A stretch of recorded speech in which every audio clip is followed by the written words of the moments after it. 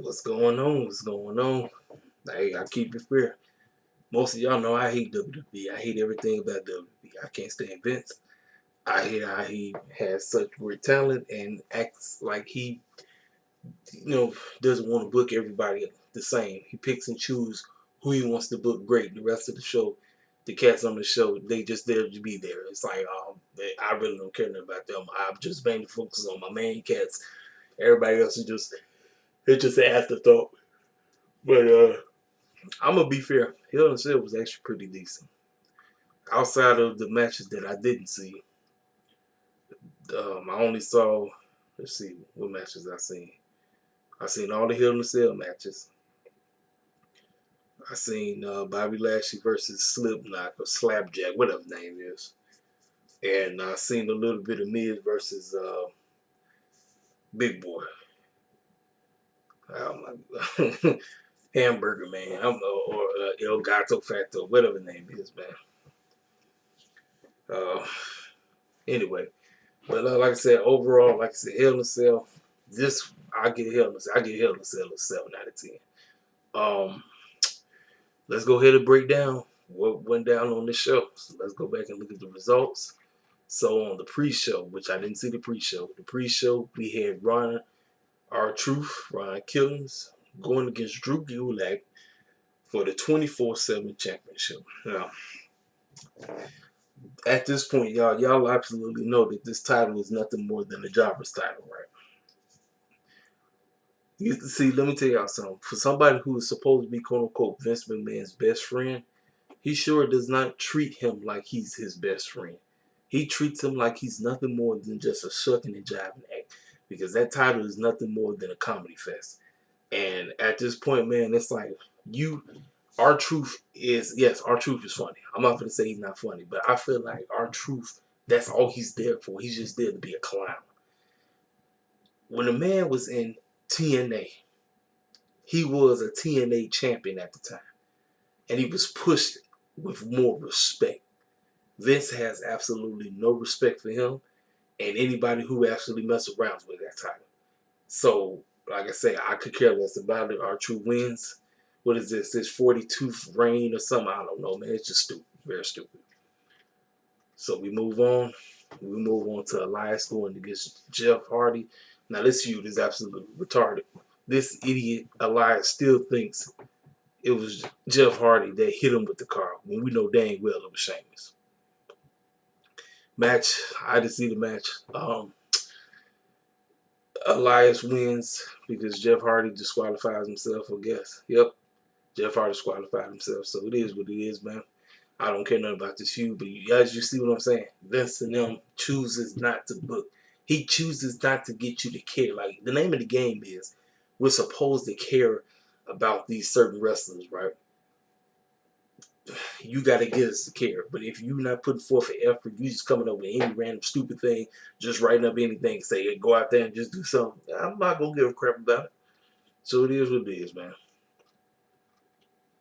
So next, we got Retribution. Like I said, we had Retribution, man, going against Bobby Lashley for the the U.S. title. Now, let me tell y'all something, man.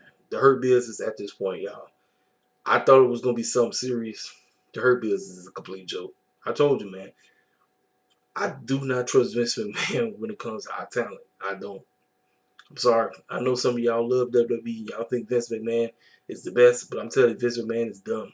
He's done. He has absolutely no creative genes left. This fool comes up with anything, and it's sad that when it comes to our people, he absolutely is creatively bankrupt, as my man JD say all the time. He's creatively bankrupt when it comes to the black talent. He absolutely has no idea what to do with him. He doesn't care how to book him. And this Retribution group, I don't even give a crap about them. I don't. They'll want to be next. It's dead. I feel bad for Ali. I'm like, you turn him heel, and it's just not working. It's not. I don't care nothing about her business. I don't care nothing about Retribution. It is what it is. Bobby Lashley wins, retains his title. So Otis, that was his name, Big Boy Otis. Miz versus Otis. Now the court scene that happened on SmackDown with JBL, Teddy Long, Ron Simmons, the lady that was representing the Miz and Tucker, all of them. You knew that Otis was not retaining that media briefcase, and it's sad. It's sad that that man won the briefcase when Vince McMahon wasn't gonna do nothing with him in the first place. So this pretty much tells me that the Money in the Bank pay-per-view was a complete waste of time. At this point, Money in the Bank should have never become its own pay-per-view. Money in the Bank should have stayed at WrestleMania. It was a prestigious match created by none other than the man that's running away with everything over at AEW, even though he never won a match. Chris Jericho. Brilliant idea created by Chris Jericho that was destined only for the grandest stage of them all. You should have kept it at WrestleMania because there is your traditional ladder match, but you got a briefcase up there. At WrestleMania, they love having ladder matches. They've been doing ladder matches at WrestleMania since what was it 9 to 10? I'm not sure. I wasn't watching back in the day, but ladder matches at WrestleMania is the traditional thing. You gotta have a ladder match. Everybody say the best ladder match in WrestleMania history is 17 with Team 3D, the Dudley Boys, Edge, Christian, and Hardy Boys. Everybody say that's the best ladder match they've seen. To me, I think the first Money in the Bank at WrestleMania 21 is the best ladder match I've ever seen. That's just on me. You can debate. We can debate on what's the best ladder match you ever seen. Everybody got better ladder matches. I mean, people think some of the ladder matches in NXT is great, and I agree. There's a whole lot of them that you can put up there. Everybody, it's up for debate on what's the best ladder match out there. Money in the Bank should have stayed at WrestleMania. It should have never become. I hate these gimmick pay-per-views. Hell in the Cell should not even be a pay-per-view. Listen, first of all, WWE have way too many. They have too many pay-per-views. You don't need to have a pay-per-view. You don't need to have 2 pay-per-views every month. Like I said, let the cats build stories. Like I said, long-term booking don't exist no more in WWE. It doesn't. It might exist for a story here and there, but for the rest of the show, it's just the cat. Let's just throw anything together. So Tucker turns on Otis. He helps Miz get it. And you know they say WWE has no tag teams. I'm like, you could have had one with these two, but the fact that you did this, now what? Do I care about Tucker versus Otis? No. It's sad, man. It's sad, but like I said, this is what Vince does. Vince does not like Triple H said. Triple H builds, Vince kills. I mean, what else can you say? You know. So let's go. We move on. Now, let me tell you something. Now, I just got through from criticizing this behind. I'm gonna give him props. With him, Paul Heyman, Roman, Jimmy, and Jey Uso have been doing with this feud, I gotta say, this is some of the best work in WWE history they have put on, and this is in the PG era. You know I'm old school. I'm always about the attitude and the ruthless aggression. To me, those are 2 best eras in wrestling history, period.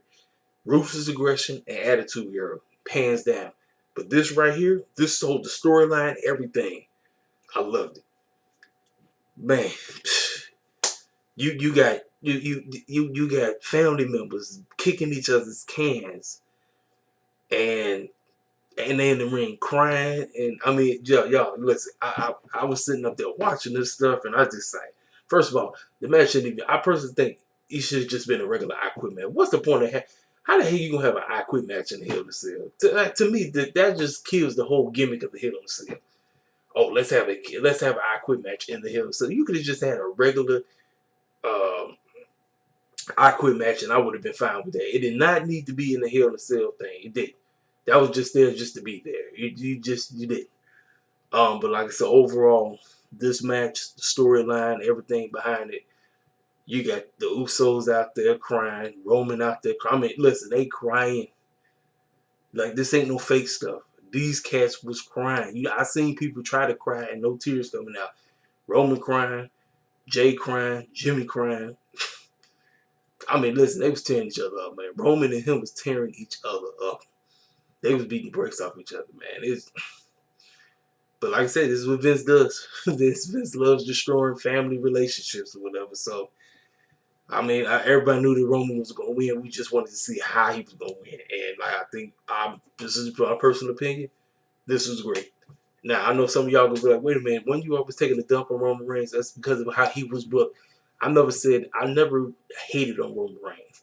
I wasn't like people was taking a dump on him. I was taking a dump on him because of how he was booked. And his babyface run just wasn't it for me. It just wasn't doing it. This heel run, I'm loving it. I'm loving it. The fact that he's becoming more sinister left and right, hanging out with that goofy clown. I can't stand Paul Heyman, but when you hang out with Paul Heyman, he knows how to get that sinister bro out of you, and he's running away with this tribal chief stuff. And the fact that they was in the ring, water working and all this stuff, but he ended up taking out air. He took out both of the Usos and all that. Then next thing you know, as you can see in this picture, his dad and his brother, the Anwar twins, come out and they acknowledge him as the ultimate tribal chief. And they put the little red ribbon thing around his neck. Now this tells me that Rikishi is getting involved because the fact that both of his sons was beat down like that. Rikishi is coming. I don't know if it's going to be on the next episode of SmackDown, but Rikishi will be involved in this. Rikishi is coming. You had Naomi online talk about. She said that my heart has been taken.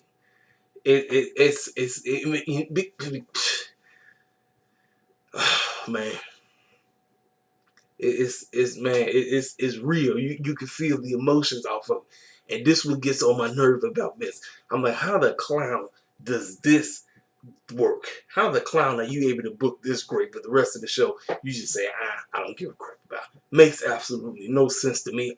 I'm telling you, this is why Vince gets on my nerves to the fullest. You got all this great talent, and you choose not to push everybody equally.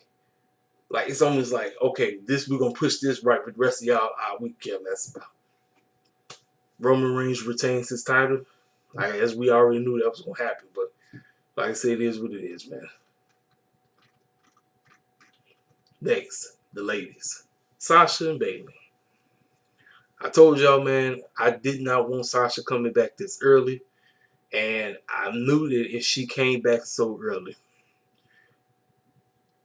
it's like, please, if she lost again, then what? And again, I can say the same thing, just like what I said about Rich Swann. When we get into the title pictures, it's almost like a 90% chance, unless it's, I can say, now if it's the mid card, yeah, we can win the mid cards easy. But when it comes to one of the main event titles, especially when it comes to Sasha Banks lose so much. Sasha Banks lose so much. It's just like, wow. And I'm like, this girl, she's so in love with WWE. She loves it, but the WWE don't love her back. And it's like you got this excellent, talented, gifted lady who wrestles her behind off. She sells like it's crazy. I mean, this girl sells. This girl literally be trying to hurt herself in the ring. She be doing some stuff. I just be like, dang, Sasha, calm down. But her and Bayley, they did what they had to do.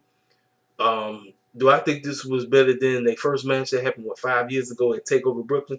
Nope. I think the one at TakeOver Brooklyn was a whole lot better. That match was just great because I was on the edge of my seat the whole time, just the way how it was booked. You know what I mean? But she finally got that win because that was the story. The storyline was basically, okay, you've been able to do all this. Like I said, you put the title over our friendship. You value this so-called title over the friendship. And yeah, you know what? Yeah, yes, I wanted to take the very thing that you value, since you don't care nothing about me no more. And the fact that yes, I can finally say I beat you. Yeah, you held that over me all this time. The fact that you beat me all those times when we was in NXT, but now I beat you for the SmackDown title. Now what? You know what I'm saying? The girls did what they had to do. Bayley, she did what she had to do. She put a homie over, homettes. Like I said, homies and homettes always had the best rivalries. I was when I seen this feud, I was thinking about Triple H and Shawn Michaels. Like I said, they the female DX. That's basically what they are. So somewhere down the line, they'll be back together. But as of right now, they can't stand each other's guts.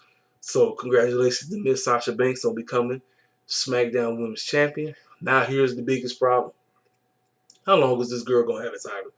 Because we know Vince McMahon, like I said, she loves the WWE, but WWE don't love her back.